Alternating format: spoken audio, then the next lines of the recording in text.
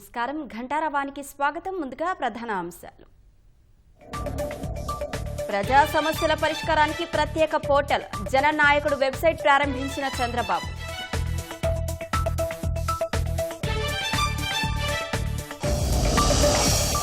Green energy రంగంలో నైపుణ్యాభివృద్ధికి బాటలు. లోకేష్ సమక్షంలో సుజ్లాన్ స్వనీతితో ఒప్పందాలు.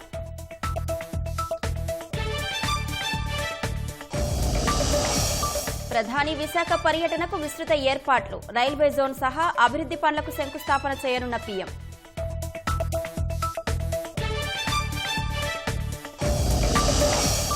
కేటీఆర్ క్వాష్ పిటిషన్ కొట్టేసిన తెలంగాణ హైకోర్టు. నిధుల దుర్వినియోగానికి ఆధారాలున్నాయన్న ఉన్నత న్యాయస్థానం.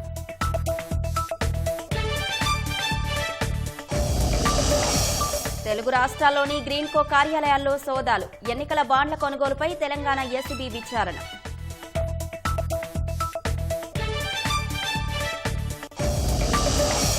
అవినాష్ రెడ్డి పీఏ రాఘవరెడ్డిని అదుపులోకి తీసుకున్న పోలీసులు. అసభ్యకర పోస్టుల కేసులో కొనసాగుతున్న విచారణ.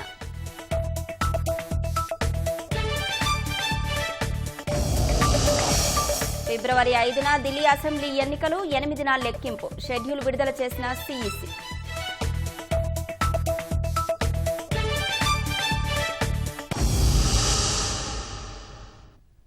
స్వర్ణాంధ్ర విజన్ 2047లో చెప్పిన ఆరోగ్యం, సంపద, సంతోషమనే లక్ష్యాలకు కుప్పం చిరునామాగా మారాలని సీఎం చంద్రబాబు ఆకాంక్షించారు.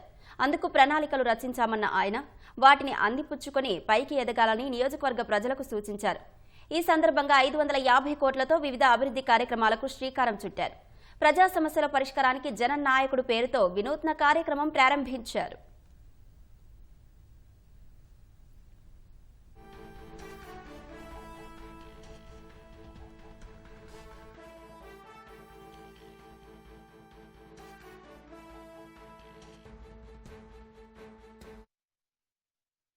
సొంత నియోజకవర్గం కుప్పంలో సీఎం చంద్రబాబు రెండో రోజు విస్తృతంగా పర్యటించారు. తొలుత పార్టీ కార్యాలయంలో జననాయకుడి పేరుతో ప్రత్యేక వెబ్సైట్ను సీఎం ప్రారంభించారు. ప్రజల నుంచి నేరుగా అర్జీలు స్వీకరించారు. అనేక సమస్యలకు అప్పటికప్పుడే పరిష్కారం చూపించారు. జననాయకుడు వెబ్సైట్ ద్వారా పార్టీ నాయకులు, కార్యకర్తలు, ప్రజలు తమ దృష్టికి తెచ్చిన సమస్యలను నిర్ణీత సమయంలో పరిష్కారం చూపుతామన్నారు. ఇందుకోసం ప్రత్యేక వ్యవస్థను ఏర్పాటు చేసినట్లు చెప్పారు.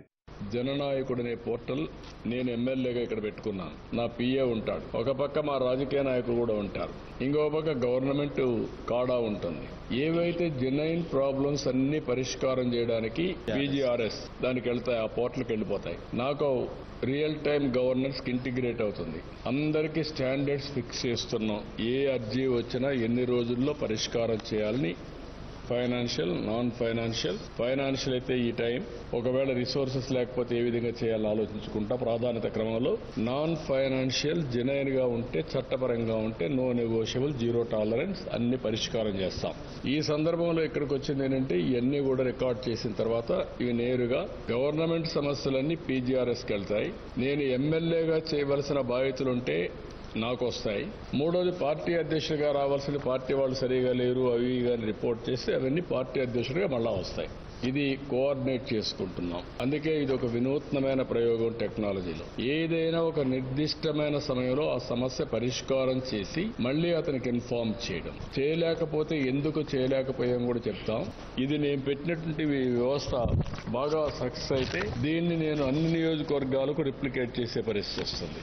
ఇది ఒక మోడల్ కింద వస్తుంది. ఒక ఎమ్మెల్యే, ఒక ఎంపీ ఒక బాధ్యత తీసుకొని ప్రజా సమస్యల్ని ఏ విధంగా పరిష్కారం చేయగలుగుతారు, సుపరిపాలనకు ఏ విధంగా నాంది పలుకుతారు, ప్రజలకు ఎట్లా అందుబాటులో ఉంటారు, ఆయన లేకపోయినా వాళ్ళ ఆఫీస్ ఏ విధంగా సమర్థవంతంగా వాళ్ళ సమస్యల్ని ఎప్పటికప్పుడు పరిష్కారం చేస్తారనే దానికి ఇవన్నీ పెడుతున్నాం. తర్వాత 550 కోట్లతో అనేక అభివృద్ధి కార్యక్రమాలకు ముఖ్యమంత్రి చంద్రబాబు శ్రీకారం చుట్టారు. Mother dairy fruit and vegetable private limited సంస్థ శాంతిపురంలో 41 ఎకరాల్లో 60,000 మెట్రిక్ టన్నుల సామర్థ్యంతో 105 కోట్ల పెట్టుబడితో పరిశ్రమను ఏర్పాటు చేసేందుకు సీఎం సమక్షంలో ఒప్పందం కుదుర్చుకుంది. దీని ద్వారా 4,000 మందికి మందికి ఉద్యోగాలు లభిస్తాయి. 18 నెలల్లో ఫేజ్ 1 పూర్తి చేయాలని లక్ష్యం నిర్దేశించిన సీఎం ఆ తర్వాత విస్తరణపై దృష్టి పెట్టాలని ఆదేశించారు. 40 ఎకరాల్లో మిల్క్ ప్రాసెసింగ్ తో పాటు ఇతర విభాగాల్లో 233 కోట్ల పెట్టుబడి పెట్టేందుకు శ్రీజ మిల్క్ ప్రొడ్యూసర్ ఆర్గనైజేషన్ ఒప్పందం కుదుర్చుకుంది. దీని ద్వారా 4000 మందికి ఉపాధి లభిస్తుంది. కుప్పంలో 22 కోట్లతో ఎన్టీఆర్ స్పోర్ట్స్ కాంప్లెక్స్ అభివృద్ధికి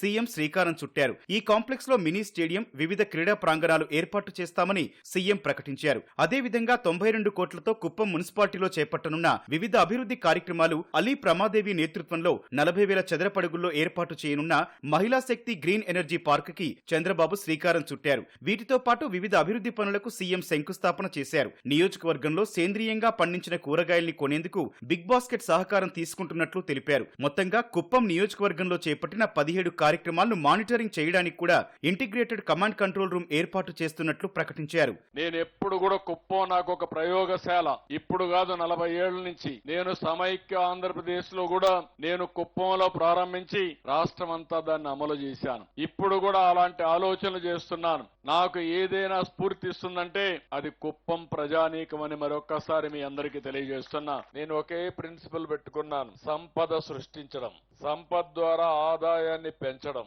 దీనివల్ల అందరూ కూడా ఆరోగ్యంగా ఉండే వాతావరణాన్ని క్రియేట్ చేయడం. అందుకే వెల్తీ, హెల్తీ, హ్యాపీనెస్ సొసైటీ నా ఆశయం. అది కుప్పమే చిరునామా కావాలి రాష్ట్రానికి అని చెప్పి నేను ఆకాంక్షిస్తున్నా. అది చేస్తామని చెప్పి కూడా నేను మీకు తెలియజేస్తున్నా. కుప్పంలో ఉండే ప్రతి ఒక్కరికి విజ్ఞప్తి చేస్తున్నా, మీరు ఎంత సద్వినియోగం చేసుకుంటే అంత ముందుకు పోయే అవకాశం వస్తుంది. మీరు బాగుపడతారు, నాలో కూడా ఉత్సాహం పెరుగుతుంది. దానివల్ల ఇంకా ఎక్కువ తీసుకొచ్చి ఇక్కడ మంచి అభివృద్ధి కేంద్రంగా తయారు చేస్తాం. కుప్పం ప్రాంతాన్ని ఒక డైనమిక్ సెంటర్ గా తయారు చేస్తానని చెప్పి తెలియజేసుకుంటూ మరొకసారి అందరికీ పేరు పేరున మనస్ఫూర్తిగా నమస్కారాలు తెలియజేసుకుంటూ, అభినందనలు తెలియజేసుకుంటూ, జై హింద్, జై తెలుగుదేశం, జై హింద్. ప్రతి కార్యక్రమాన్ని తాను నిరంతరం పర్యవేక్షిస్తానన్న సీఎం చంద్రబాబు మరో 3 నెలల్లో మళ్లీ కుప్పం పర్యటనకు వస్తానని చెప్పారు. అప్పటికి అనుకున్న పనులు పూర్తి కావాలని స్పష్టం చేశారు. సౌర, పవన విద్యుత్ రంగాలకు సంబంధించి రాష్ట్ర ప్రభుత్వం 2 కీలక ఒప్పందాలు చేసుకుంది. దేశంలోనే అతిపెద్ద విండ్ ఎనర్జీ నైపుణ్యాభివృద్ధి కార్యక్రమాలను ప్రారంభించడానికి సుజ్లాన్ ఎనర్జీ లిమిటెడ్, నైపుణ్యాభివృద్ధి కార్పొరేషన్ మధ్య మంత్రి లోకేష్ సమక్షంలో ఒప్పందం కుదిరింది. గ్రీన్ ఎనర్జీ రంగంలో యువతకు ఉపాధి కల్పనే లక్ష్యంగా స్వనీతితో మరో ఒప్పందం చేసుకున్నారు. వీటి ద్వారా నిరుద్యోగ యువతకు నైపుణ్య శిక్షణ లభించడంతో పాటు ఉపాధి అవకాశాలు కలగనున్నాయి. మంత్రి నారా లోకేష్ సమక్షంలో విద్యుత్ రంగానికి సంబంధించిన కీలక ఒప్పందాలు జరిగాయి. ఏపీని పవన విద్యుత్ నైపుణ్య కేంద్రంగా మార్చేందుకు సుజ్లాన్ సహకారంతో యాంత్రిక, ఎలక్ట్రికల్, బ్లైడ్ టెక్నాలజీ, సివిల్, లైసెనింగ్ వంటి కీలక రంగాల్లో 12,000 మందికి శిక్షణ ఇవ్వనున్నారు. మహిళలు, యువతకు ఉద్యోగ అవకాశాలు పెంపొందించడమే లక్ష్యంగా ఒప్పందం చేసుకున్నారు. పవన విద్యుత్ రంగంలో పేరొందిన సుజ్లాన్ సంస్థ దేశ విదేశాల్లో ఇప్పటికే అనేక మందికి శిక్షణ ఇవ్వడమే కాక ఉపాధి అవకాశాలు కల్పించింది. పవన విద్యుత్ రంగంలో యువతకు అంతర్జాతీయ స్థాయి అవకాశాలు పొందేందుకు సుజ్లాన్తో చేసుకున్న ఒప్పందం ఎంతో దోహదపడుతుందని మంత్రి నారా లోకేష్ అన్నారు.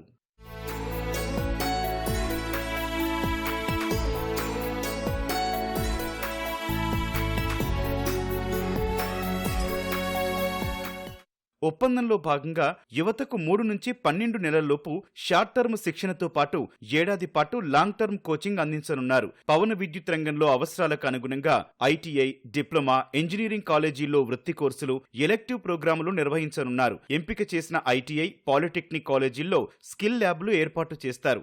విండ్ ఎనర్జీ టెక్నాలజీలో అధునాతన పరిశోధన, ఆవిష్కరణ, అనుభవజ్ఞాన శిక్షణ కోసం ఎక్సలెన్స్ సెంటర్లు స్థాపించనున్నారు. జాతీయ, అంతర్జాతీయ మార్కెట్లలో ఉపాధికి తోడ్పడే గ్లోబల్ సర్టిఫికెట్లు అందజేయనున్నారు. శిక్షణ కార్యక్రమాలు, పరిశోధన ల్యాబ్లలో ఆధునిక టెక్నాలజీ అమలు చేస్తారు. AP skill development corporation Suzlon ఎనర్జీకి సహకారం అందిస్తుంది. ఐటీఐలు, పాలిటెక్నిక్ కళాశాలల్లో స్కిల్ ల్యాబ్ల ఏర్పాటును సులభతరం చేయనుంది. అవసరమైన కోర్సు కంటెంట్, ఇతర సంబంధిత అనుమతులపై రాష్ట్ర, కేంద్ర అధికారుల నుంచి అవసరమైన అనుమతుల కోసం సుజ్లాన్ సంస్థకు నైపుణ్యాభివృద్ధి కార్పొరేషన్ సహకారం అందిస్తుంది. రాష్ట్రంలో గ్రీన్ స్కిల్లింగ్ అభివృద్ధి కోసం స్వనీతి ఇనిషియేటివ్ సంస్థతో స్కిల్ డెవలప్మెంట్ కార్పొరేషన్ మంత్రి లోకేష్ సమక్షంలో 4 నెలల్లో పునరుత్పాదక ఇంధన రంగానికి సంబంధించి నైపుణ్యాభివృద్ధి వ్యూహం ముసాయిదాను రూపొందించి అమలుకు కార్యాచరణ ప్రణాళిక ఖరారు చేయనుంది. ఇందుకోసం రెన్యూవబుల్ ఎనర్జీ సెక్టార్ కోసం స్కిల్ ల్యాండ్స్కేప్ అసెస్మెంట్ చేస్తుంది. పరిశ్రమ సంఘాలు, క్లస్టర్ సంఘాలు, శిక్షణా సంస్థలు, ఐటీఐలు, నైపుణ్య విశ్వవిద్యాలయాలు, ఇంజనీరింగ్ కళాశాలలతో సంప్రదింపులు జరిపి నివేదిక రూపొందిస్తుంది. గ్రీన్ ఎనర్జీ రంగ నిపుణులతో వర్క్షాపులు నిర్వహిస్తుంది. నైపుణ్యాభివృద్ధి సంస్థ ప్రధాన కార్యాలయం నుంచే పనిచేయనున్న స్వనిధి బృందానికి ప్రత్యేకంగా నైపుణ్య గణన, ఇన్సైట్ ఇన్ఫర్మేషన్, గ్రీన్ స్కిల్లింగ్ అభివృద్ధికి సంబంధించిన ఇతర సమాచారం అందించనున్నారు. అనంతపురం, చిత్తూరు, కడప, కర్నూలు, నెల్లూరులో ఉద్యోగాల కల్పనకు గల అవకాశాలను అంచనా వేయడానికి స్వనీతి ఇనిషియేటివ్ బేస్ లైన్ సర్వే నిర్వహించనుంది. అలాగే కాకినాడ, గోదావరి, వైజాగ్లలో గ్రీన్ ఎనర్జీ పరిశ్రమ సంబంధిత నైపుణ్య అవకాశాలను కూడా అంచనా వేస్తుంది. కేంద్ర ప్రభుత్వ పథకాలను సమీక్షించి పబ్లిక్, నిరుద్యోగ యువత, నైపుణ్యం కలిగిన అభ్యర్థుల ఉపాధి కోసం పరిశ్రమతో పాటు లోకల్ సెల్ఫ్ గవర్నమెంట్ తో అనుసంధానానికి ప్రణాళిక తయారీలో కీలకమైన ఇన్పుట్లను స్వనీతి అందించనుంది.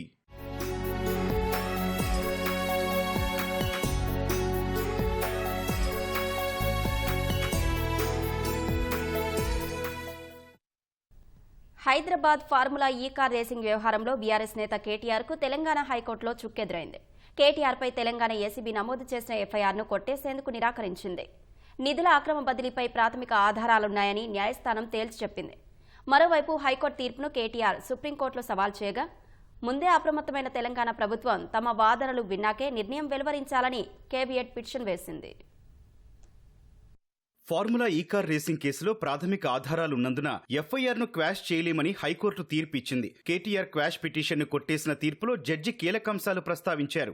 ఈ కేసులో నేరపూరిత కుట్ర జరిగిందని పురపాలక శాఖ ముఖ్య కార్యదర్శి ఫిర్యాదు చేశారని, ఆయన సాధారణ వ్యక్తి కాదని, బాధ్యత గల హోదాలో ఉన్న ప్రభుత్వ ముఖ్య కార్యదర్శిగా హైకోర్టు తెలిపింది. ఆర్థిక మంత్రిత్వ శాఖ లేదా మంత్రివర్గ ఆమోదం లేకుండా విదేశీ కంపెనీలకు నిధులు చెల్లించాలని హెచ్ఎండిఏను పిటిషనర్ ఆదేశించినట్టు ఆరోపణలున్నాయన్నారు. ఈ చెల్లింపులు కేటీఆర్ లేదా ఇతరులకు లబ్ధి చేకూర్చాయా లేదా అన్నది దర్యాప్తు జరపాల్సి ఉందని హైకోర్టు జడ్జి అభిప్రాయపడ్డారు. పిటిషనర్పై విచారణ జరిపేందుకు నిబంధనలకు విరుద్ధంగా నిధులు మళ్లించారన్న ప్రాథమిక ఆధారం సరిపోతుందని అభిప్రాయపడ్డారు. డిసెంబర్ 18న ఫిర్యాదు వస్తే డిసెంబర్ 19న ఎఫ్ఐఆర్ నమోదు చేశారని, ఆ మరుసటి రోజే పిటిషనర్ క్వాష్ పిటిషన్ వేశారని, కేసు పూర్వాపరాల విచారణకు దర్యాప్తు కంపెనీలకు కనీస సమయం అవసరమని న్యాయమూర్తి అభిప్రాయపడ్డారు. ఈ దశలో దర్యాప్తు నిలిపివేసేలా ఆదేశాలు ఇవ్వలేమన్నారు. పిటిషనర్కు లేదా ఇతరులకు లబ్ధి చేకూరిందా లేదా అన్నది దర్యాప్తులో తేలాల్సిన అంశమని న్యాయమూర్తి అభిప్రాయపడ్డారు.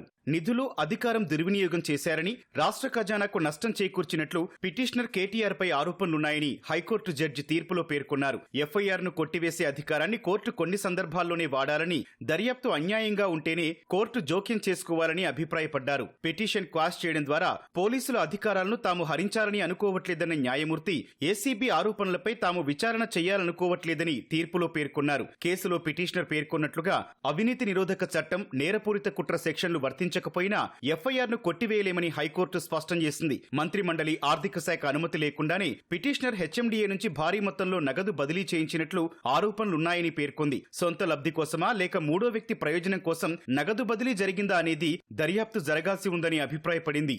ప్రజాధనానికి మంత్రులు ట్రస్టీలుగా పనిచేయారన్న కేటీఆర్ న్యాయవాది వాదనతో విభేదించిన న్యాయమూర్తి ప్రభుత్వ ఆస్తులకు మంత్రి బాధ్యుడిగా ఉండాలన్నారు. ఈ మేరకు పలు కేసుల్లో సుప్రీంకోర్టు ఇచ్చిన తీర్పులను జడ్జి ప్రస్తావించారు. నిధుల దుర్వినియోగం జరగడం లేదని పిటిషనర్ వాదించడాన్ని నమ్మడం లేదన్న న్యాయమూర్తి నిజానిజాలు దర్యాప్తులో తేలాల్సి ఉందన్నారు. హెచ్ఎండిఏ నిధులు సంబంధిత మంత్రి పర్యవేక్షణలో ఉంటాయని ప్రాథమికంగా తేలిందన్న జడ్జి అవి దుర్వినియోగం అయ్యాయా లేదా అనేది దర్యాప్తులో తేలుతుందన్నారు. ఫార్ములా ఈ కారు రేసుకు గతంలో స్పాన్సర్గా ఉన్న గ్రీన్కో అనుబంధ సంస్థలో తెలంగాణ ఏసీబీ ఆకస్మిక తనిఖీలు చేపట్టింది. కేటీఆర్ క్వాష్ పిటిషన్ను తెలంగాణ హైకోర్టు కొట్టేసిన వేళ మాదాపూర్లోని ఏస్నెక్ జెన్ ప్రైవేట్ లిమిటెడ్ కంపెనీలో ఏసీబీ సోదాలు చేపట్టింది. విజయవాడ, మచిలీపట్నంలోనూ తనిఖీలు చేపట్టింది. ఈ తనిఖీలో భాగంగా ఫార్ములా ఈ రేసుకు సంబంధించిన ఒప్పంద పత్రాలు, లావాదేవీలు సహా ఇతర డాక్యుమెంట్లను అధికారులు పరిశీలించారు. తమకు నష్టం జరిగిందంటూ ఫార్ములా ఈ రేసు నుంచి గ్రీన్కో తప్పుకుంది. అయితే ఒప్పందం అమల్లో ఉన్నప్పటికీ స్పాన్సర్షిప్ నుంచి అర్ధాంతరంగా వైదొలిగినప్పుడు అందుకు కారణాలపై సంబంధిత సంస్థను ప్రభుత్వం ప్రశ్నించడం సహా చట్టపరమైన చర్యలకు చేపట్టాలి. కానీ అప్పటి ప్రభుత్వం అలాంటి ప్రయత్నాలు చేయకుండా తానే రేసు నిర్వహణ బాధ్యతను తీసుకున్నందున వస్తున్న ఆరోపణలలోని నిజానిజాలపై తెలంగాణ ఏసీబీ ఆరా తీస్తుంది. అలాగే 2022 అక్టోబర్లో రేసు నిర్వహణకు ఒప్పందం కుదిరితే అదే ఏడాది ఏప్రిల్లో గ్రీన్కో అనుబంధ సంస్థలు బీఆర్ఎస్కు 41 కోట్ల రూపాయల ఎలక్టోరల్ బాండ్లను సమకూర్చాయి. ఈ వ్యవహారాలపైన దర్యాప్తు జరుగుతోంది. ఈ వివరాల ఆధారంగా తెలంగాణ ఏసీబీ కేటీఆర్ను ప్రశ్నించే అవకాశం ఉంది. వైసీపీ సోషల్ మీడియా కార్యకర్త వర్రా రవీందర్ రెడ్డితో అసభ్య పోస్టులు పెట్టించిన కేసులో వైఎస్ అవినాష్ రెడ్డి పిఏ రాఘవరెడ్డిని పులివెందుల పోలీసులు అదుపులోకి తీసుకున్నారు. రాఘవరెడ్డి ముందస్తు బెయిల్ పిటిషన్ను హైకోర్టు తిరస్కరించగానే పులివెందుల్లోని రాఘవరెడ్డి ఇంటికి వెళ్లిన పోలీసులు స్టేషన్కు తీసుకెళ్లారు. ప్రస్తుతం పోలీస్ స్టేషన్లో రాఘవరెడ్డితో పాటు ఆయన వెంట న్యాయవాది కూడా ఉన్నారు. స్టేషన్ బయట వైసీపీ కార్యకర్తలు పెద్ద సంఖ్యలో జమయ్యారు. వైఎస్ వివేకానందరెడ్డి కుమార్తె సునీతతో పాటు చంద్రబాబు, పవన్ కళ్యాణ్ కుటుంబ సభ్యులపై వర్రా రవీందర్ రెడ్డితో అసభ్య పోస్టులు పెట్టించారనే ఆరోపణలపై రాఘవరెడ్డిని ఇప్పటికే పోలీసులు పలుసార్లు ప్రశ్నించారు. ప్రధాని మోదీ విశాఖ పర్యటనకు సర్వం సిద్ధమైంది. బుధవారం సాయంత్రం 4:15 విశాఖ చేరుకోనున్న ప్రధాని సిరిపురం కూడల నుంచి ఏయూ ఇంజనీరింగ్ కాలేజీ మైదానంలో ఏర్పాటు చేసిన సభా ప్రాంగణం వరకు ముఖ్యమంత్రి చంద్రబాబు, ఉప ముఖ్యమంత్రి పవన్ కళ్యాణ్తో కలిసి రోడ్ షో నిర్వహిస్తారు. సుమారు 20 వరకు వర్చువల్గా ప్రారంభోత్సవాలు, శంకుస్థాపనలు చేయనున్నారు. విశాఖ రైల్వే జోన్, పూడిమడకలో గ్రీన్ హైడ్రోజన్ హబ్, నక్కపల్లిలో bulk drug park, Krishnapatnam industrial node, Guntur BB Nagar, Gutti, Pendekallu railway లైన్ల డబ్లింగ్ పనులకు ప్రధాని శంకుస్థాపన చేయనున్నారు. చిలకలూరిపేట బైపాస్తో పాటు వివిధ జాతీయ రహదారులు, రైల్వే లైన్లను ప్రారంభిస్తారు. ప్రధాని పర్యటనకు ట్రాఫిక్, విద్యుత్ అంతరాయం లేకుండా చూడాలని ప్రభుత్వ ప్రధాన కార్యదర్శి ఆదేశించారు. మరోవైపు పురంధేశ్వరి, నాదెండ్ల మనోహర్ సభ ఏర్పాట్లను పరిశీలించారు. స్టీల్ ప్లాంట్ను గాడిలో పెట్టేందుకు కేంద్రం మంచి ప్యాకేజీతో ముందుకు వస్తుందని పురంధేశ్వరి తెలిపారు. స్టీల్ ప్లాంట్కి సంబంధించినంత వరకు దానికి ఒక ప్యాకేజ్, రివైవల్ ప్యాకేజ్ లాగా ఇచ్చి దాన్ని గాడిలో పెట్టాలి అనేటువంటి అంశం మీద కేంద్ర ప్రభుత్వం దృష్టి పెట్టడం జరిగింది. కేంద్ర steel and heavy industry minister ఎవరైతే ఉన్నారో కుమారస్వామి గారు, వారు ఖచ్చితంగా అనౌన్స్ చేస్తారు. మనం మీడియాలో కూడా చూసాం, దగ్గర ఒక అంచనా అయితే 17,000 కోట్లు ఇస్తారా అనేటువంటి భావన కూడా చాలా మందిలో ఉంది. మేము కూడా మీడియాలోనే చూసినటువంటి విషయం. ఏదేమైనప్పటికీ ఖచ్చితంగా ఒక మంచి ప్యాకేజ్తో స్టీల్ ప్లాంట్ని రివైవ్ చేసే దిశగానే చర్యలు ఉంటాయని చెప్పి తెలియజేస్తాం. ఆల్రెడీ మేము కుమారస్వామి గారి దృష్టికి ఈ విషయం తీసుకువెళ్ళామండి. ఒక నెల 30%, ఒక నెల 35%, ఆ రకంగా అసలు ఇవ్వకుండా కాదు, కానీ తగ్గించి ఇవ్వడం అనేది జరిగింది. ఇవన్నీ పరిగణలోకి తీసుకునే ఒక మంచి రివైవల్ ప్యాకేజ్ తోటి రావాలని చెప్పి అనేక మంది చాలా ఉత్సాహంగా ఈ కార్యక్రమంలో పాల్గొనాలని ప్రత్యేకంగా చూస్తున్నారు. ఎందుకంటే ఉత్తరాంధ్రలో ఎప్పుడు కూడా ఈ భారీ స్థాయిలో పెట్టుబడులు ఎప్పుడు రాలేదు. నరేంద్ర మోడీ గారికి ధన్యవాదాలు తెలుపుకుంటూ చంద్రబాబు నాయుడు గారితో కూడా మేము కలిసి ఈ కార్యక్రమాన్ని మరింతగా విజయవంతం చేసి మనకి ఉత్తరాంధ్రలో వలసలు వెళ్లకుండా ఆపే విధంగా మా వంతు మేము ఖచ్చితంగా కృషి చేస్తామని సందర్భంగా తెలుపుకుంటాం. మాజీ ముఖ్యమంత్రి జగన్ పాస్పోర్ట్ రెన్యువల్కు సంబంధించి ఎన్ఓసీ జారీ చేయాలని విజయవాడలోని ప్రత్యేక కోర్టును హైకోర్టు ఆదేశించింది. జగన్ ముఖ్యమంత్రిగా ఉన్నప్పుడు డిప్లొమాటిక్ పాస్పోర్ట్ ఉండగా ఆ పదవి పోయాక సాధారణ పాస్పోర్టుకు దరఖాస్తు చేసుకున్నారు. దానిని 5 ఏళ్ల పాటు రెన్యువల్ చేయాలని సంబంధిత అధికారులను కోరారు. అయితే విజయవాడ ప్రత్యేక కోర్టులో మంత్రి నారాయణ దాఖలు చేసిన పరువు నష్టం కేసు పెండింగ్లో ఉన్నందున అక్కడి నుంచి ఎన్ఓసీ తెచ్చుకోవాలని పాస్పోర్ట్ అధికారులు జగన్కు సూచించారు. విజయవాడ ప్రత్యేక కోర్టు ఏడాది మాత్రమే జగన్ పాస్పోర్ట్ రెన్యువల్కు అనుమతించింది. 20,000 రూపాయల స్వీయ బాండ్తో పూచీకత్తు సమర్పించాలని పేర్కొంది. ప్రత్యేక కోర్టు షరతులు రద్దు చేయాలంటూ జగన్ వేసిన పిటిషన్పై విచారణ జరిపిన హైకోర్టు ఎన్ఓసీ జారీ చేయాలని ఆదేశించింది. మాజీ మంత్రి పేర్ని నాని కుటుంబ సభ్యుల గోదాంలో రేషన్ బియ్యం మాయం కేసులో నిందితులను పోలీసులు ప్రశ్నించారు. మచిలీపట్నం కోర్టు ఒకరోజు కస్టడీకి అనుమతించిన నేపథ్యంలో A2 Manas Tej, A4 Mangarao, A5 ఆంజనేయులను విచారించారు. కృష్ణా జిల్లా సబ్ జైల్లో ఉన్న నిందితులకు బందరు ప్రభుత్వాసుపత్రిలో వైద్య పరీక్షలు నిర్వహించి తర్వాత బందరు తాలూకా పోలీస్ స్టేషన్కు తీసుకెళ్లారు. అక్కడ ఉదయం 10 నుంచి సాయంత్రం 5 గంటల వరకు సిఐ ఏసుబాబు బృందం నిందితులను ప్రశ్నించింది. నిందితుల బ్యాంకు ఖాతాలోని ఆర్థిక లావాదేవీలపై కూపీలాగారు. మరోవైపు ఈ కేసులో పేర్ని నాని బెయిల్ పిటిషన్పై విచారణను ఈ నెల 20కి వాయిదా వేసిన హైకోర్టు అప్పటిదాకా ఆయనపై తొందరపాటు చర్యలు వద్దని పోలీసులను ఆదేశించింది. ఎస్సీ మహిళ మరియమ్మ హత్య కేసులో వైసీపీ మాజీ ఎంపీ నందిగం సురేష్కు సుప్రీంకోర్టులోనూ చుక్కెదురైంది. బెయిల్ పిటిషన్ను సర్వోన్నత న్యాయస్థానం తిరస్కరించింది. వైసీపీ హయాంలో వెలగపూడికి చెందిన మరియమ్మ హత్యకు గురవగా నిందితుల్లో నందిగం సురేష్ కూడా ఉన్నారు. ప్రస్తుతం జైల్లో ఉన్న నందిగం సురేష్ బెయిల్ కోసం సుప్రీంకోర్టులో పిటిషన్ వేశారు. నందిగం సురేష్ తరపున సీనియర్ న్యాయవాది కపిల్ సిబల్, రాష్ట్ర ప్రభుత్వం తరపున సిద్ధార్థ లూథ్రా సుప్రీంకోర్టులో వాదనలు వినిపించారు. ఇరుపక్షాల వాదనలు విన్న తర్వాత నందిగం సురేష్ బెయిల్ పిటిషన్ను సుప్రీంకోర్టు తిరస్కరించింది. మాజీ మంత్రి వైసీపీ నేత కాకాని గోవర్ధన్ రెడ్డిపై నెల్లూరు జిల్లా వేదాయపాలెం పోలీస్ స్టేషన్లో కేసు నమోదైంది. వెంకటాచలం సీఐ సుబ్బారావును దూషించారని ఓ వ్యక్తి చేసిన ఫిర్యాదుపై పోలీసులు కేసు నమోదు చేశారు.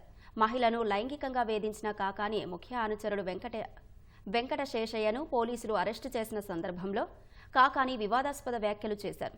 వైసీపీ అధికారంలోకి వస్తే వెంకటాచలం సీఐ సుబ్బారావుకు కాకి దుస్తులు తీసేసి తిప్పుతామని వ్యాఖ్యానించారు. కాకాని వ్యాఖ్యలపై వెంకటాచలానికి చెందిన ఓ వ్యక్తి ఫిర్యాదు చేయగా వేదాయపాలెం పోలీసులు కేసు నమోదు చేశారు. సంక్రాంతికి సొంతూరు వచ్చే రాష్ట్రవాసుల కోసం 7,200 అదనపు బస్సులు నడపాలని ఏపీఎస్ఆర్టీసీ నిర్ణయించింది. బుధవారం నుంచి ఈ నెల 13 వరకు ప్రత్యేక బస్సులు నడపనున్నట్లు ఆర్టీసీ ఎండీ ద్వారకా తిరుమలరావు ప్రకటించారు. హైదరాబాద్ నుంచి అత్యధికంగా 2,153 బస్సులు, బెంగళూరు నుంచి 375, విజయవాడ నుంచి 300 ప్రత్యేక బస్సులు నడపనున్నట్లు చెప్పారు. పండుగ అనంతరం తిరుగు ప్రయాణానికి ఈ నెల 16 నుంచి 20 వరకు 3,200 ప్రత్యేక బస్సులు నడుపుతామని ఎండీ పేర్కొన్నారు. ప్రత్యేక బస్సుల్లో ఎలాంటి అదనపు ఛార్జీలు ఉండవని, సాధారణ ఛార్జీలనే వసూలు చేస్తామన్నారు. రెండు వైపులా ఒకేసారి టికెట్లు బుక్ చేసుకుంటే టికెట్ ధరపై 10% రాయితీ ఇవ్వనున్నట్లు ఎండీ తెలిపారు.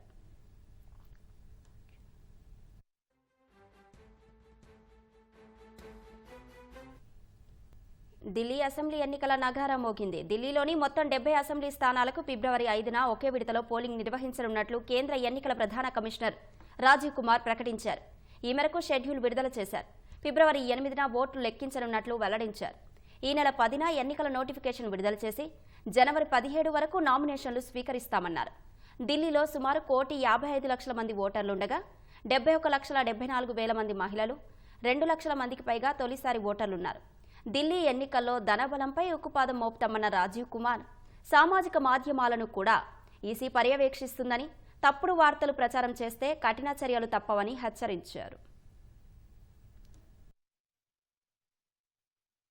Date of poll is 5th and counting is 8th and 5th again we have very deliberately kept Wednesday क्योंकि हम सोचते हैं सब दिल्ली वाले वोट करें, इसलिए इस बार भी महाराष्ट्र की तरह हमने इसको वेडनेसडे में रखा है. Entire election process after counting will be complete by 10th. Pushpa 2 premiere show సందర్భంగా హైదరాబాద్ సంధ్యా థియేటర్ వద్ద తొక్కిసలాటలో గాయపడిన శ్రీతేజ్ను సినీ నటుడు అల్లు అర్జున్ పరామర్శించారు. సినీ నిర్మాత దిల్ రాజుతో కలిసి సికింద్రాబాద్లోని కిమ్స్ ఆసుపత్రికి వెళ్లిన బన్నీ బాలుడి ఆరోగ్య పరిస్థితిపై ఆరా తీశారు. చికిత్సకు ఎలా స్పందిస్తున్నాడని వైద్యులను అడిగి తెలుసుకున్నారు. శ్రీతేజ్కు మెరుగైన వైద్యం అందించాలని, భగవంతుడి ఆశీస్సులతో త్వరగా కోలుకోవాలని ఆకాంక్షించారు. బాలుడి తండ్రితోనూ మాట్లాడి అండగా ఉంటానని భరోసా ఇచ్చారు. అల్లు అర్జున్ దాదాపు 20 నిమిషాల పాటు ఆసుపత్రిలో ఉండగా పోలీసులు పటిష్ట బందోబస్తు ఏర్పాటు చేశారు.